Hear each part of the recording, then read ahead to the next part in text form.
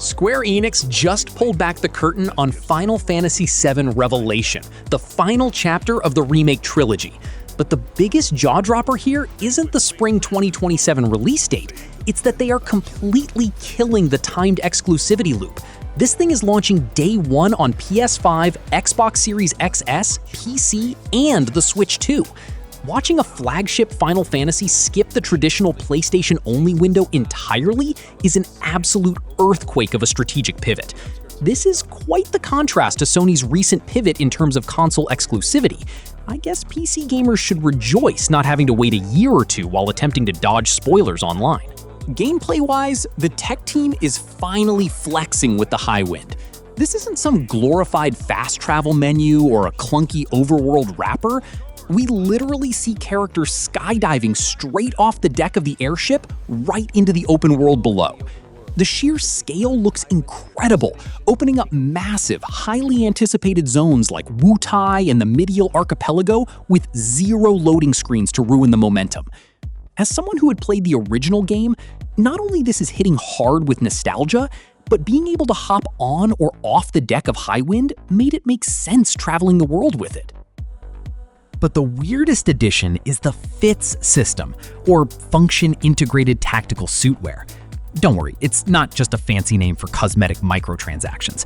Changing outfits actually swaps your characters into classic Final Fantasy job classes. Seeing Tifa trade her traditional brawler combos to blast enemy screens as a black mage completely rewrites the combat meta.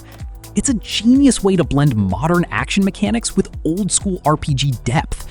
It's definitely an interesting take on adding more to the core game, having the game play differently on each installments. To top it off, we finally get full control over Cid Highwind and Vincent Valentine. Cid's wide lance sweeps and Vincent's aggressive, gun-juggling transformations look incredibly fluid.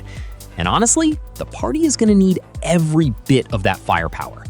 The trailer gave us our first look at the planetary weapons, and if the absolute absurdity of Ruby and Emerald weapons scale in this footage is any indication, these aren't just standard boss fights.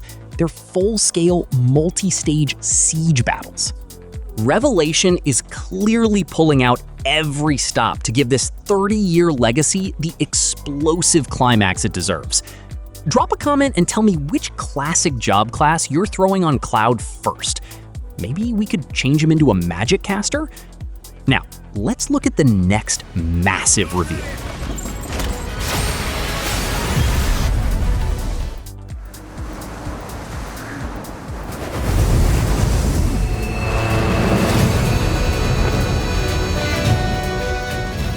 Capcom just unveiled the massive expansion for Monster Hunter Wilds, officially titled Ascendance. The immediate takeaway here is absurd verticality. We are looking at shattered, floating landmasses suspended way above the clouds, with the hunter navigating the gaps on a highly evolved, bird-like form of the Cycrid. Aerial traversal isn't just a gimmick here, it's clearly the core identity of this new map. Wyveria negated the weight of buildings and mounted the sky. The lore nerds are eating good with this one. The dialogue mentions Wyveria, some kind of anomaly that literally negated the weight of buildings and lifted the ground into the sky. It perfectly explains the floating ruins and sets up a brand new hostile biome.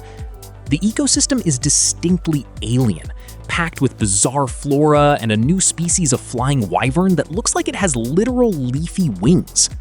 Of course, it's not just an aesthetic sightseeing trip.